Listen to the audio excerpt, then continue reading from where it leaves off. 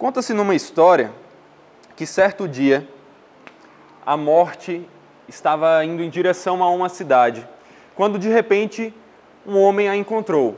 E assustado com a visão da morte, ele ainda encontrou alguma coragem para pará-la e perguntar: "O que é que você está fazendo aqui?" Que pergunta, né, para você fazer a morte, o que será que ela está fazendo? Mas a morte então respondeu: "Eu vim para matar 10.000 pessoas nessa cidade." Aquele homem ficou horrorizado diante daquilo. Mas a morte olhou para ele e disse: "Não tenho o que fazer, as coisas são assim, é isso que eu faço." Então, assustado, mas na tentativa de querer ajudar, aquele homem saiu e passou o dia correndo, anunciando para todas as pessoas daquela cidade o que a morte havia dito que faria. Mas no final do dia, ele então se encontrou com a morte novamente. E ele falou: "Você falou que ia matar 10.000 pessoas, mas 70.000 morreram." Ao que a morte respondeu: "Verdade, eu matei 10.000, mas as preocupações e o medo mataram os outros." Preocupações, ansiedade, o que muitos chamam de mal do século. Quantos que vocês conhecem dizem que andam ansiosos, que estão preocupados demais com a vida, que vivem nessa ansiedade de não ter confiança, de saber o que é que vai acontecer? E nessa preocupação, eles acabam até mesmo adoecendo. Quantos que vocês conhecem usam muito medicamento para vencer a ansiedade, os anti-ansiolíticos? Rivotril, por exemplo, é um dos campeões de venda.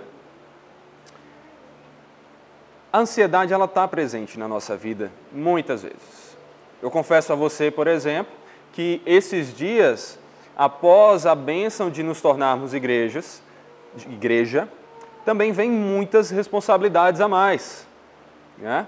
Como já diria o grande sábio, o tio Ben, o pai do Homem-Aranha, o pai adotivo ali, o tio adotivo do Homem-Aranha: com grandes poderes vem grandes responsabilidades, não é mesmo? Sendo igreja, aumenta também as nossas responsabilidades. E como igreja, as preocupações aumentam. Nós passamos a nos preocupar, e agora? Falta agora a gente correr atrás do CNPJ, porque também temos que nos formalizar diante do Estado. Agora precisamos eleger os diáconos, precisamos começar o treinamento da liderança para que novos presbíteros e pastores pastoreiem junto a essa igreja. E muitas responsabilidades e preocupações vão surgindo. Então, essas preocupações, elas passam pela nossa cabeça e passaram pela minha também. E por isso que eu olhei para esse texto e disse: esse é um texto que nós precisamos meditar. Nós vivemos na era da ansiedade, talvez andemos mais ansiosos do que nunca, mas nós não podemos andar ansiosos. E esse texto, ele vai nos ensinar muito disso. Ele vai nos ensinar, inclusive, que nós precisamos vencer os nossos problemas, sim, mas que o caminho para vencer nossos problemas não é andando, mas é ajoelhando. O caminho para vencermos os nossos problemas não é andando, mas é ajoelhando. E esse texto vai nos mostrar o porquê disso. A primeira verdade que esse texto nos dá a respeito disso é que a ansiedade não resolve os nossos problemas. O andar ansioso não resolve nada. Versículo 6 aí, observe: "Não andeis ansiosos de coisa alguma." Isso aqui não é um pedido, mas isso aqui é uma ordem. Nós não podemos andar ansiosos, nós não podemos viver na ansiedade. Observe que aqui o texto vai qualificar essa ideia como algo contínuo, o continuamente estar preocupado e ansioso. Mas você pode olhar: não, quem falou isso não sabe o que eu passo. Eu tenho motivos para andar ansioso. A minha vida é difícil. E é por isso que eu quero lembrar a você quem foi que escreveu isso aqui. Isso aqui é a epístola de Paulo, a epístola que Paulo escreveu aos Filipenses. E Paulo não foi alguém que viveu num condomínio de luxo, como esses pastores da teologia neopentecostal, teologia da prosperidade, numa vida boa e mansa, ausente de problemas. Não. Paulo foi um discípulo do Senhor, a quem o próprio Senhor disse: importa mostrar a ele o porquê de sofrer por mim.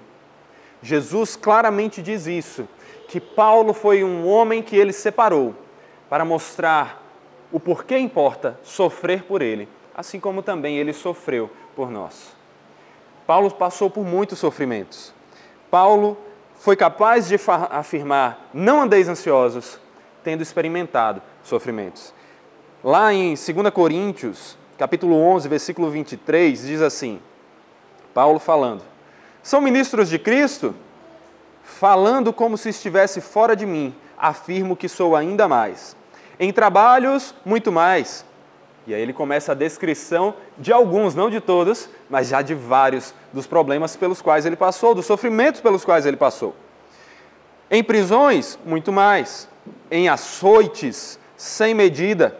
Em perigos de morte, muitas vezes. 5 vezes recebi dos judeus 40 açoites menos 1. 3 vezes fui açoitado com varas. E 1 vez fui apedrejado. 3 vezes naufraguei. Fiquei 1 noite e 1 dia boiando em alto mar. Em viagens, muitas vezes. Em perigos de rios, em perigos de assaltantes, em perigos entre patrícios, em perigos entre gentios, em perigos na cidade, em perigos no deserto, em perigos no mar, em perigos entre falsos irmãos, em trabalhos e fadigas, em vigílias, muitas vezes, em fome e sede, em jejuns, muitas vezes, em frio e nudez. Esse é o homem que está falando para que não andemos ansiosos. Sim, você pode ter problemas. Você provavelmente tem os seus problemas. Todos nós temos, não estamos imunes a isso. O Senhor não nos prometeu a ausência de problemas.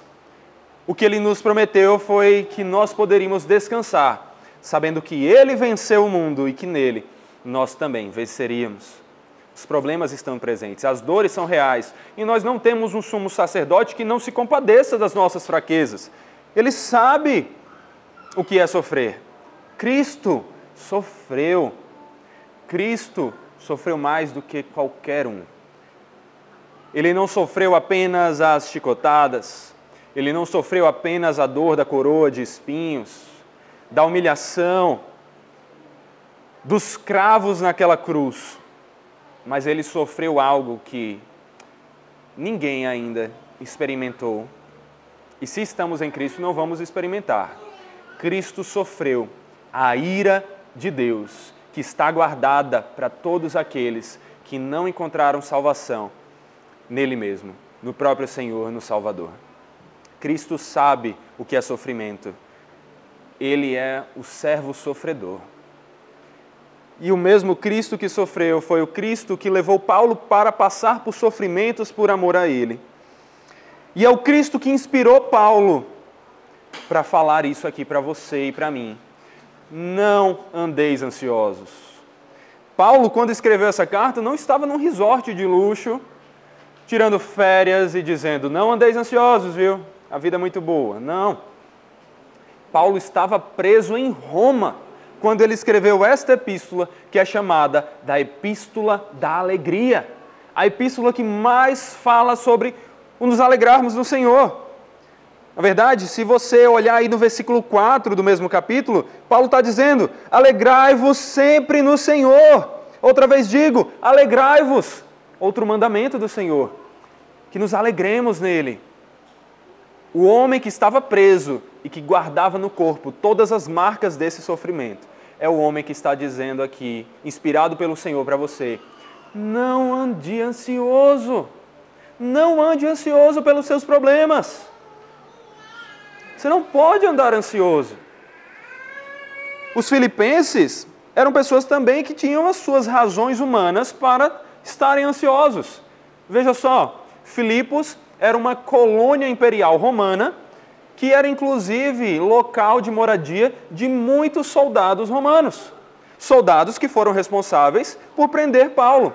Paulo estava em Filipos quando ele foi denunciado pelos judeus de uma maneira egoísta, mentirosa, foi então preso, foi açoitado, foi surrado.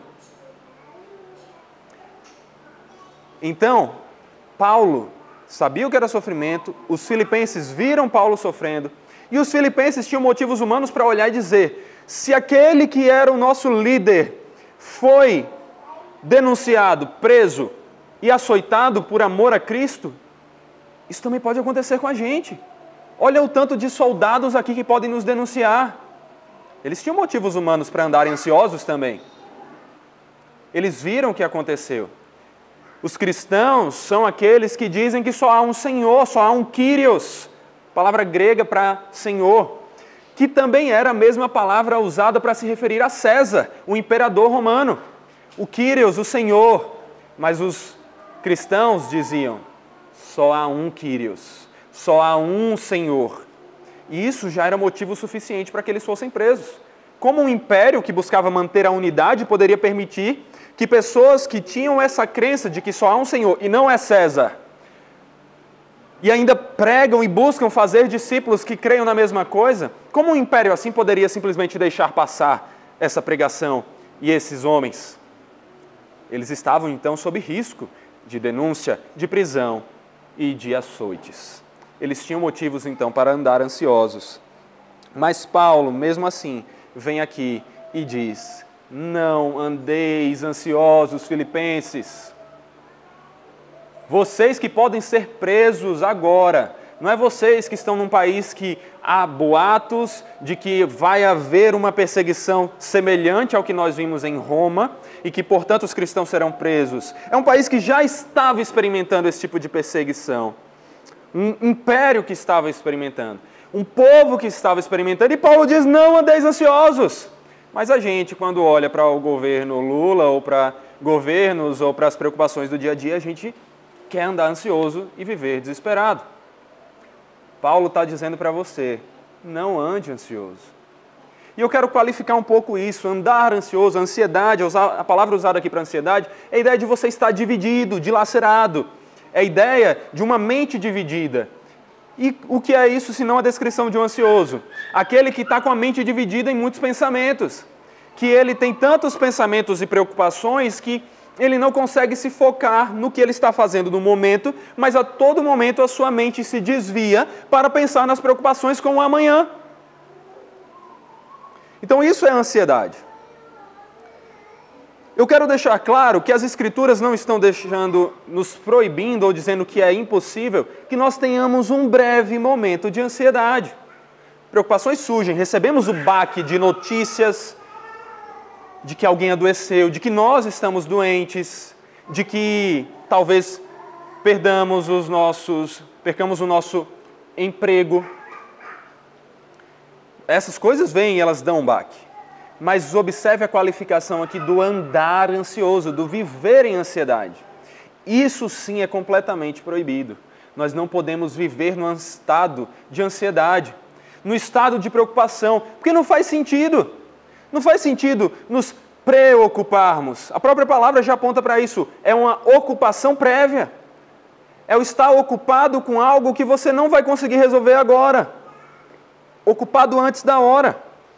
Não faz sentido. E não foi apenas Paulo que deixou isso claro. Quando você vê a Escritura, você vê Jesus também falando isso.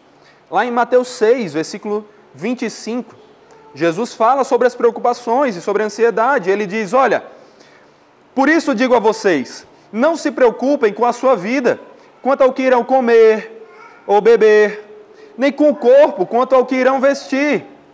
Jesus está dizendo então, não se preocupe tanto assim com o que vai ser o seu salário no final do mês. Não se preocupe tanto assim se vai ou não faltar comida para você. Mas por que isso? Por que Jesus nos diz isso? Poxa, Jesus, é difícil não se preocupar, a minha vida é difícil. Jesus vai continuar, por quê? Observem as aves do céu, que não semeiam, não colhem, nem ajuntam em celeiros.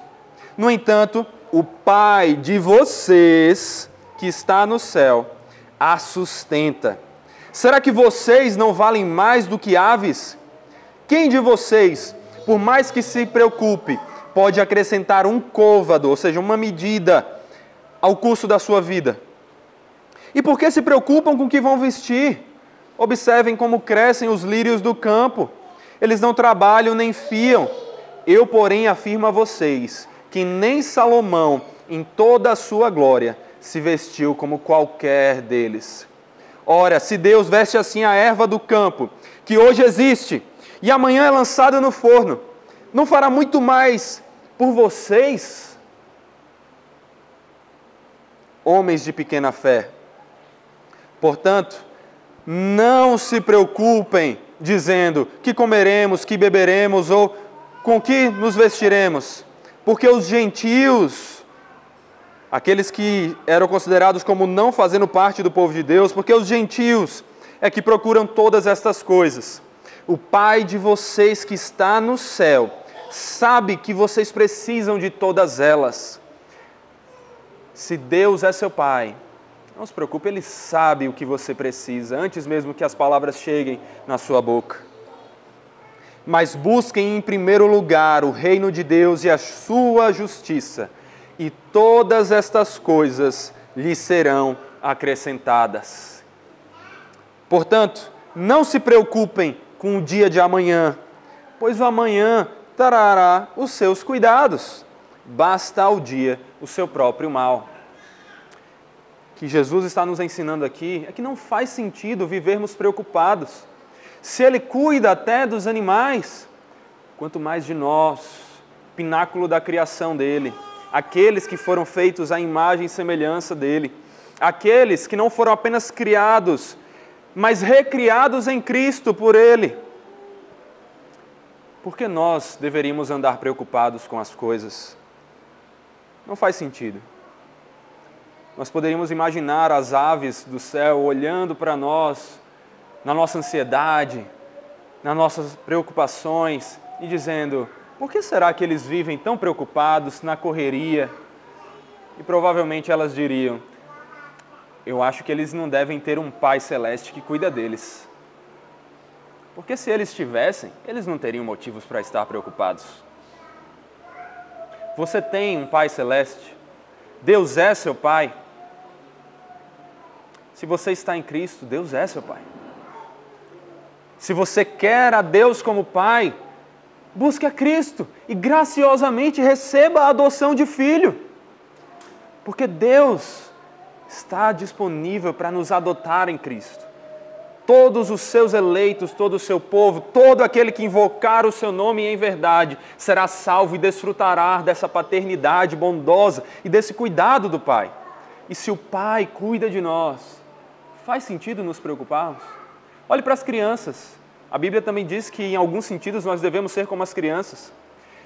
Meus filhos não ficam preocupados se no outro dia vai ter café da manhã ou almoço para eles. Pelo contrário, o Apolo toda noite antes de dormir ele diz: mamãe, amanhã eu quero tapioca.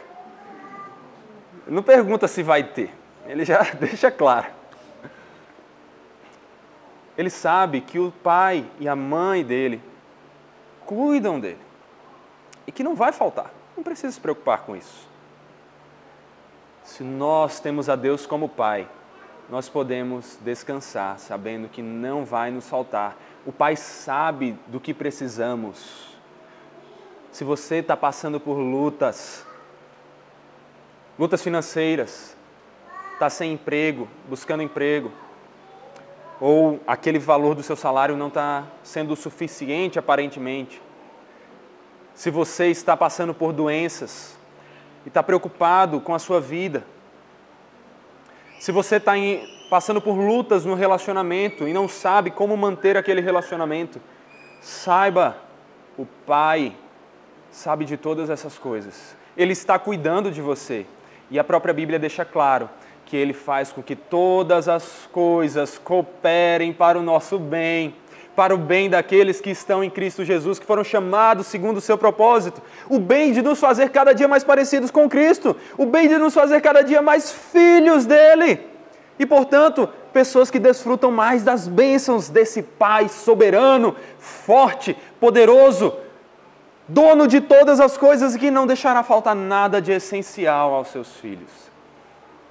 Sim, Você pode passar por lutas. As coisas podem estar difíceis.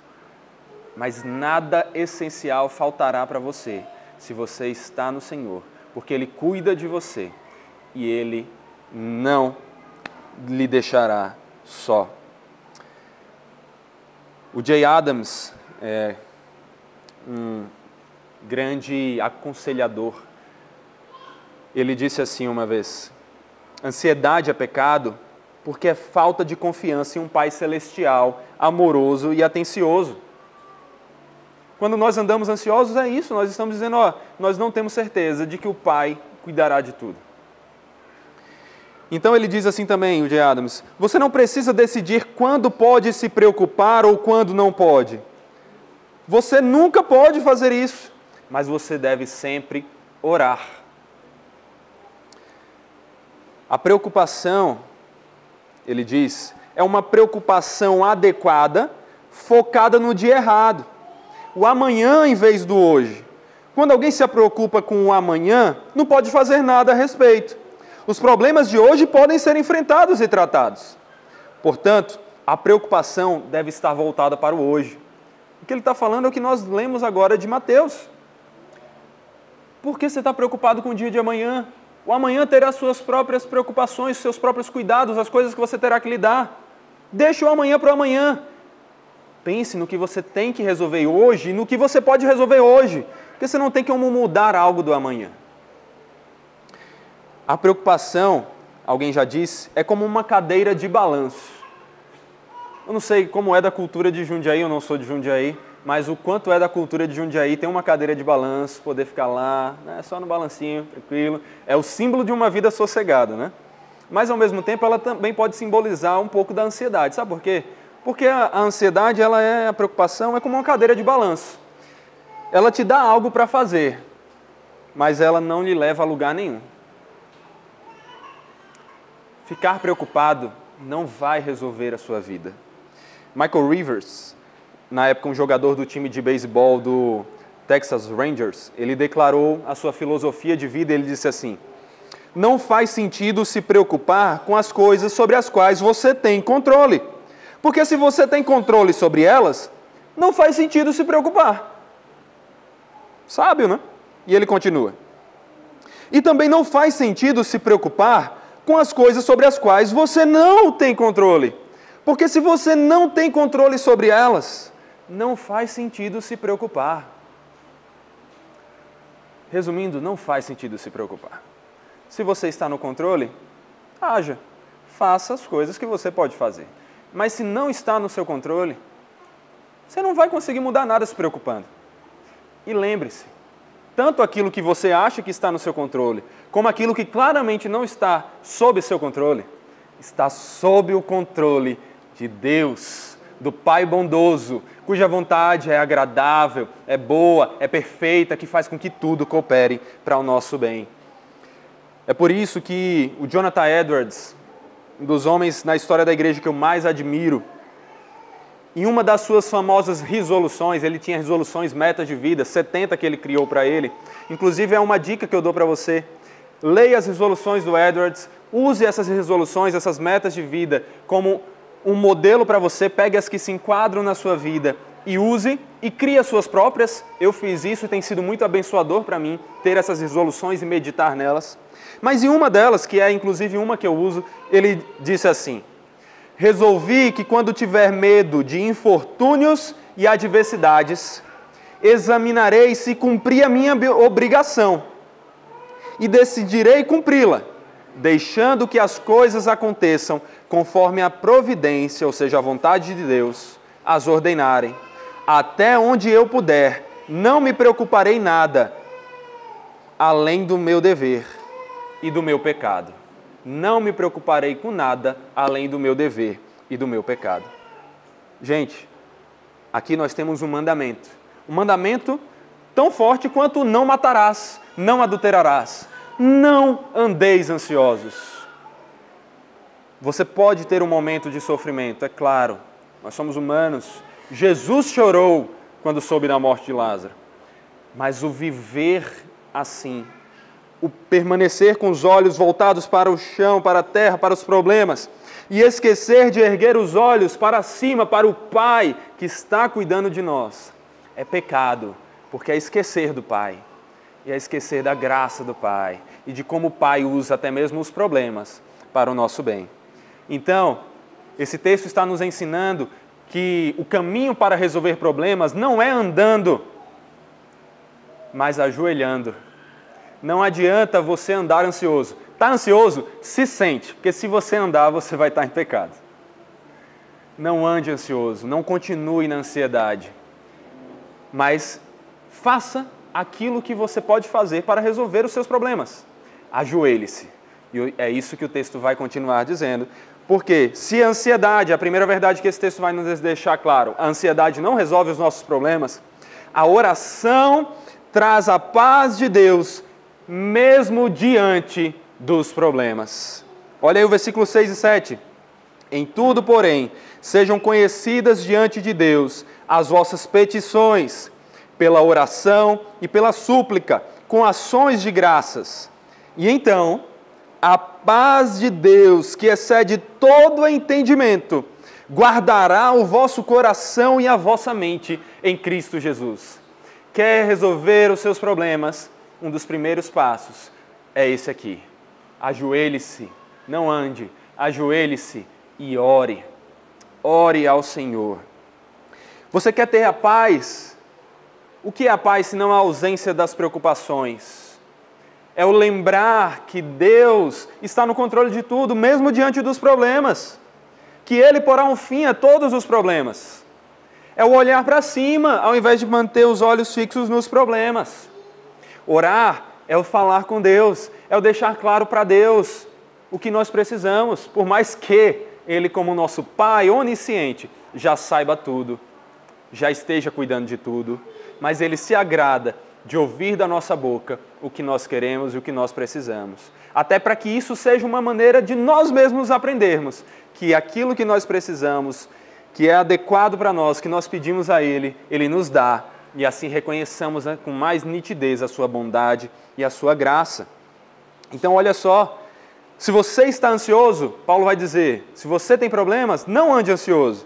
Mas em tudo, porém, contrário de andar ansioso, faça conhecida diante de Deus a sua preocupação. Coloque diante de Deus os seus pedidos. Fale com Deus e deixe claro o que você precisa. Faça isso através da oração. A oração é o falar com Deus. É aquilo que nós fazemos a qualquer momento, mas que também é bom, é claro, que tenhamos um momento especial de conversar com Deus, olhando nos olhos dele. E é o falar com Deus. É chegar e dizer, Senhor, muito obrigado por isso, eu preciso disso. Isso é oração. Mas não é somente pela oração que nós devemos fazer conhecidas diante de Deus as nossas preocupações. É também pela súplica. E a diferença entre súplica e oração talvez seja o tom que você faz. Se na oração você diz, Senhor, eu preciso disso. Não me deixa perder o emprego, que meu trabalho seja abençoado. A súplica é, Senhor, me ajude. Eu recebi a notícia de que provavelmente eu vou perder o emprego. Me ajude, Senhor. Eu preciso disso para sustentar a minha família. Eu preciso disso, Senhor. O Senhor também se agrada de ouvir essas orações, essas súplicas, esses pedidos. Se você anda preocupado, coloque diante de Deus as suas preocupações, os seus desejos, o que você precisa. O Pai bondoso, gracioso, misericordioso, celeste, Ele está cuidando de todos nós. Ele cuida dos seus filhos e se você está em Cristo, você é filho dele e Ele cuida de você. Se você está em Cristo, Deus está cuidando de você.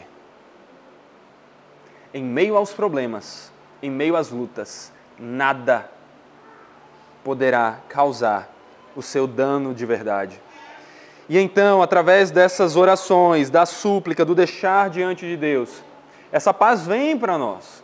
Porque nós deixamos claro e sabemos, a gente deixou claro para o Senhor, nós deixamos claro para o Senhor que é isso que nós precisamos. Ele está ciente, Ele está cuidando, Ele não vai deixar nos faltar, porque Ele é bondoso, Ele é gracioso, Ele vai cuidar. Mas não é somente através da oração e da súplica, é também das ações de graça. Olha o texto. Pela oração e pela súplica com ações de graça. Em meio aos problemas, também temos que ser gratos, que agradecer ao Senhor e louvar ao Senhor. É claro que não pelo problema em si. Alguém que perdeu um filho, por exemplo, não tem que louvar ao Senhor e dizer: Senhor, obrigado por tirar o meu filho. Isso é uma dor. Mas nós podemos agradecer o Senhor por Ele estar cuidando de nós, cuidando dos nossos e fazendo com que todas as coisas cooperem para o nosso maior bem, para a glória dEle e a nossa alegria nele. Muitas vezes quando nós nem conseguimos entender isso de maneira tão nítida, mas o Senhor está cuidando de nós e nós podemos ser gratos a Ele, porque todas as coisas que acontecem na nossa vida cooperam para o nosso bem, mesmo quando nós não entendemos perfeitamente isso. Afinal, nosso entendimento é limitado. Nós não sabemos mais do que Deus. E ainda bem, então, que é Ele que está no controle e não nós com as nossas tantas decisões erradas. O Senhor está no controle, então seja mais grato. Você quer ter a paz de Deus para enfrentar os problemas? Além de colocar diante de Deus quais são as suas dificuldades, seja agradecido. Reflita sobre como Deus tem sido bondoso e gracioso com você, como Deus tem cuidado de você. Reflita sobre as bênçãos que você já tem, porque às vezes nos focamos demais nos problemas e esquecemos de olhar para a grande quantidade de bênçãos e de cuidado que o Senhor está demonstrando. Às vezes estamos preocupados com coisas pequenas, quando Deus já nos deu tantas bênçãos pelas quais nós deveríamos ser gratos. Recentemente, eu ouvi uma ilustração que eu até já contei aqui para vocês, mas vale a pena. Pensa o seguinte: se você tem milhões de reais na sua conta e você sai para pagar uma conta com R$1.000 no bolso e você está chegando no local e é assaltado e levam esses R$1.000, você vai ficar triste? Claro! Mas você vai permanecer em tristeza? Você vai entrar em depressão? Não! Você tem milhões na sua conta. Isso aí é um problema pequeno. Quando você olha para o que já está resolvido na sua vida e vê esse problema, ele se torna pequeno. Diferente seria se você só tivesse aqueles R$1.000 e alguém os levasse. E aí, o que você faria realmente? Mas o que eu quero chamar a sua atenção aqui não é para o dinheiro em si. É para que você lembre que você tinha milhões de problemas que foram resolvidos na sua conta, no seu saldo. Você era devedor do Senhor. Você tinha uma dívida infinita que você jamais teria capacidade de pagar. Você merecia o inferno, merecia a condenação, porque você pecou. E todo aquele que peca merece a morte. Qual é a morte? É o salário do pecado, é a condenação. Mas se você está em Cristo, aquela sua dívida de milhões já foi paga por você, pelo Senhor para você. Então, se surge um problema de R$1.000, quando você olha para a dívida que você tinha para pagar e vê que ela já está resolvida, você fala: realmente, isso é um problema, mas eu tinha coisas muito maiores para me preocupar e o Senhor também cuidou. O Senhor resolveu por mim, porque eu era incapaz de resolver sozinho. Então, seja grato. Faça uma lista. Está com preocupação? Está andando muito ansioso? Para, ora, coloca diante de Deus as suas preocupações e faz uma listinha. Pega o papel, pega o seu celular, seja o que for, anota ali o que você tem de motivo para ser grato. Agradeça ao Senhor. E olhando para esses motivos, a paz de Deus vai abundar mais no seu coração. E essa é uma paz que vem de Deus. Não uma paz qualquer, é uma paz que vem do Senhor. É a paz que vem daquele com quem nós já temos paz. Porque existe uma diferença entre paz de Deus e paz com Deus. Mas se nós estamos no Senhor, nós podemos desfrutar das duas.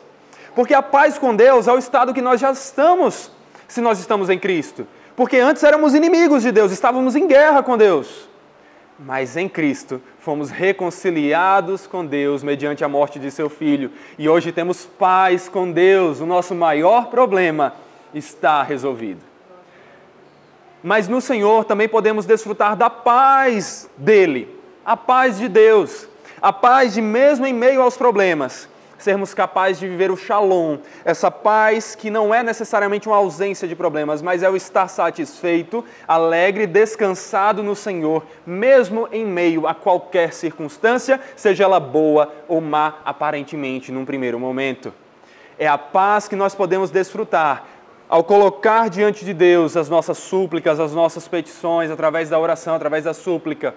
É a paz que podemos desfrutar quando lembramos de ser agradecidos ao Senhor por tudo que Ele está fazendo conosco, inclusive através desses problemas, inclusive apesar desses problemas, inclusive antes desses problemas e também depois desses problemas, porque haverá um dia que todo problema cessará, toda lágrima será enxugada e nós desfrutaremos de uma alegria eterna com o Senhor dessa paz. Então, você quer desfrutar dessa paz? Faça isso. Mas não só isso. Às vezes, as pessoas olham para esse texto de Filipenses e fazem aquilo que é comum, que é tirar os textos do seu contexto. É mais um texto de placa de caminhão, um texto de enfeite, aquele texto que está bonitinho que as pessoas colocam, mas não olham para o restante. Elas tiram da Bíblia e vêm só essa parte. Esse não é o único caminho, essa não é a única prática para termos a paz com o Senhor. O texto vai continuar, então olha aí, que nós não paramos no versículo 6 e no versículo 7. O versículo 8 e 9 continua falando de paz.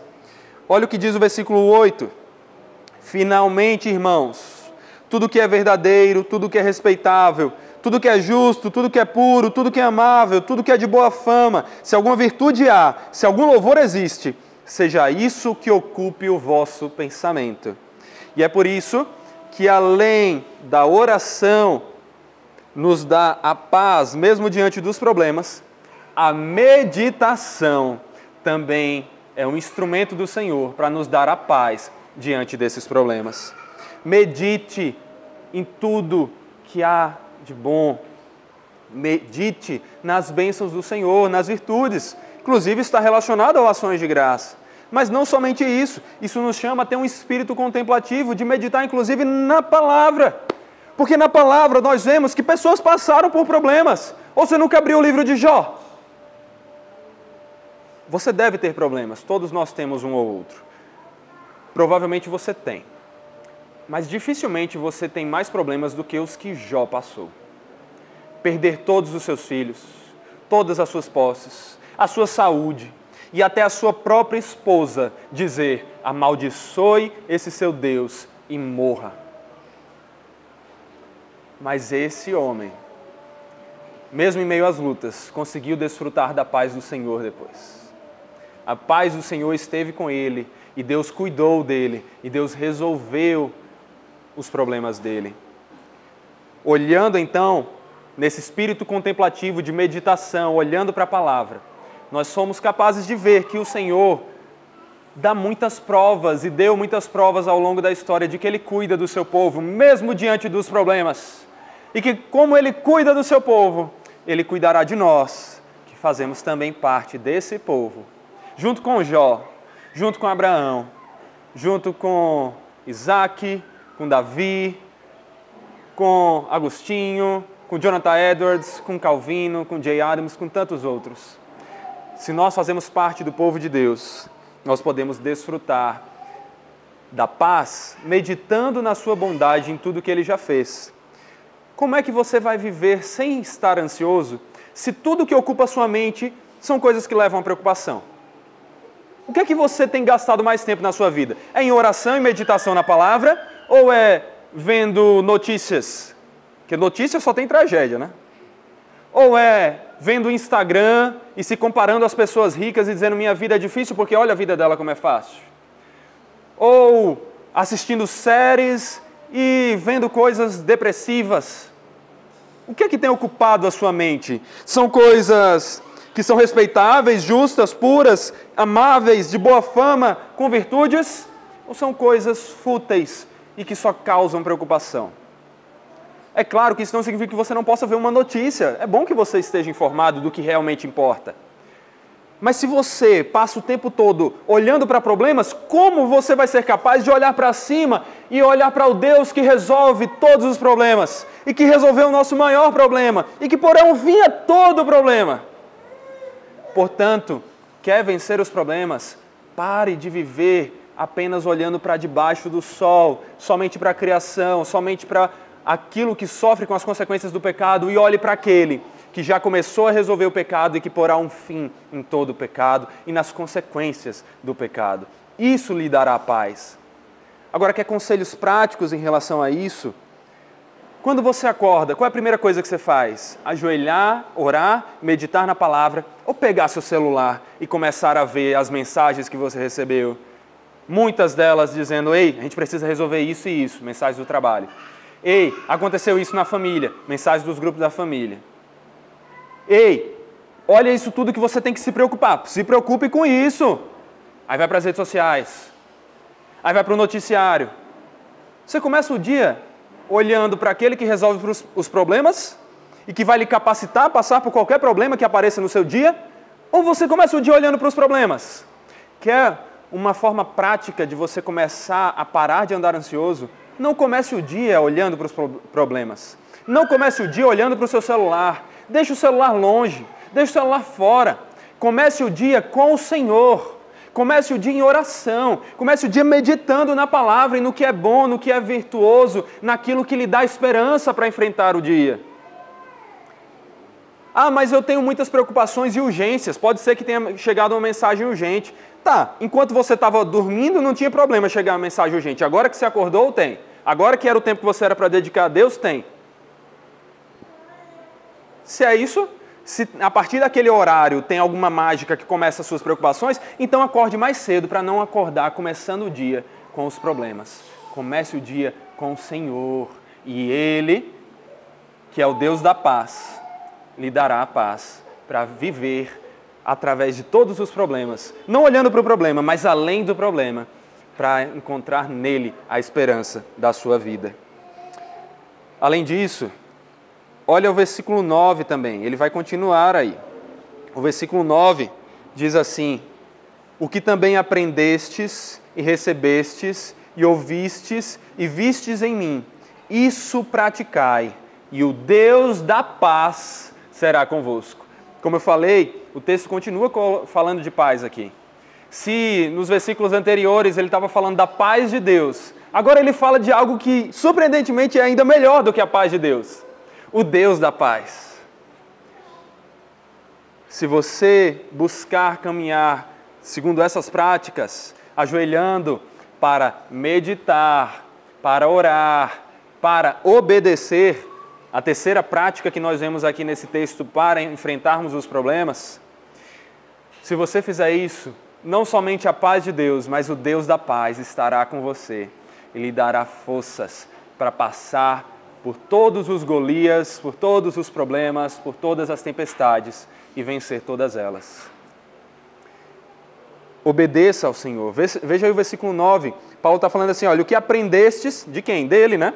Paulo deu exemplo. Sofreu lá diante dos filipenses, mas foi capaz de ainda viver cantando e louvando, dando testemunho. Inclusive foi em Filipos que Paulo foi preso, encontrou o carcereiro, que lá de Atos 16, e pregou a ele e aquele carcereiro se converteu. Olha só, usando todas as circunstâncias para a glória de Deus.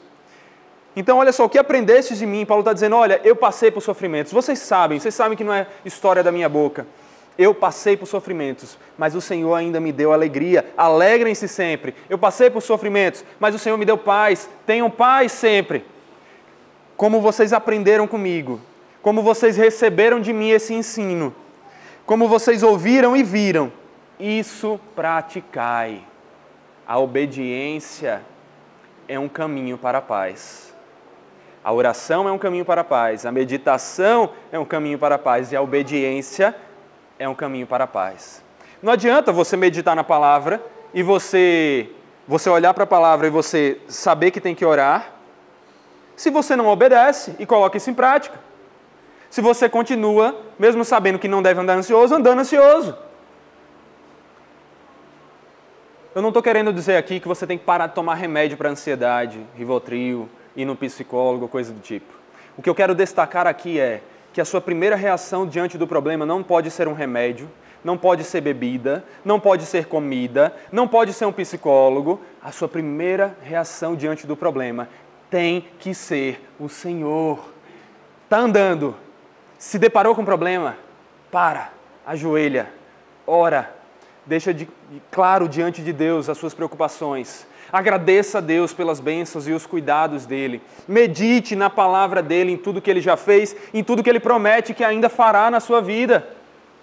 E obedeça o que Ele ensina, para que você então, obedecendo ao Senhor, desfrute das bênçãos do Senhor. Porque o Senhor promete que aquele que o ama, e Ele diz, aquele que me ama é o que guarda meus mandamentos, esse também será amado pelo meu Pai, e eu o amarei e me revelarei a Ele. E quando nós temos amor, só perguntar aos apaixonados, quando nós temos amor, tudo fica pequeno, né? Quando uma pessoa está recém-casada, ela mora em qualquer casa sem se preocupar com nada, porque ela está junto ali. Está com quem ela ama, ela conseguiu vencer aquela barreira e está junto. É o amor. Quando nós temos o amor verdadeiro, o maior de todos, o melhor de todos, o amor. Amores, o amor daquele que é amor, tudo se torna pequeno. Então, obedeça, desfrute desse amor de Deus, do amor do Pai. Então, não ande ansioso. Ore, medite, obedeça. E que a paz de Deus, que excede todo entendimento, que excede o nosso entendimento ao ponto de as pessoas olharem e dizer, como você está em paz diante desse sofrimento? E você vai dizer, eu sei que aquele que está comigo é maior do que o mundo. Faça essas coisas e desfrute não só da paz de Deus, mas do Deus da paz e saiba, Ele está comigo. E alguém pode olhar para você e dizer, como você está em paz diante disso? Você vai dizer, aquele que está comigo é maior do que todos esses problemas. Medite na palavra e ore ao Senhor, para que você lembre, por exemplo, diante dos problemas, do que as Escrituras dizem, por exemplo, ali, em Romanos 8, versículo 31. Olha só, e com isso eu encerro. Que diremos, pois, à vista dessas coisas? Se Deus é por nós, quem será contra nós? Aquele que não poupou o seu próprio Filho, antes por todos nós o entregou, porventura não nos dará graciosamente com Ele todas as coisas? Quem tentará acusação contra os eleitos de Deus? É Deus quem os justifica. Quem os condenará? É Cristo Jesus quem morreu, ou antes, quem ressuscitou, o qual está à direita de Deus e também intercede por nós. Quem nos separará do amor de Cristo? Será tribulação? Angústia? Perseguição? Fome? Ou nudez? Perigo ou espada? Quem está falando isso passou por tudo isso aqui. Como está escrito, por amor de ti somos entregues à morte. O dia todo fomos considerados como ovelhas para o matadouro. Em todas estas coisas, porém, somos mais que vencedores por meio daquele que nos amou. Porque estou bem certo de que nem a morte, nem a vida, nem os anjos, nem os principados, nem as coisas do presente, nem do porvir, nem os poderes, nem a altura, nem a profundidade, nem qualquer outra criatura poderá nos separar do amor de Deus que está em Cristo Jesus, nosso Senhor. Quer paz? Medite nisso. Nada lhe separará do amor de Deus. Nada lhe separará da paz de Deus. Nada lhe separará do Deus da paz.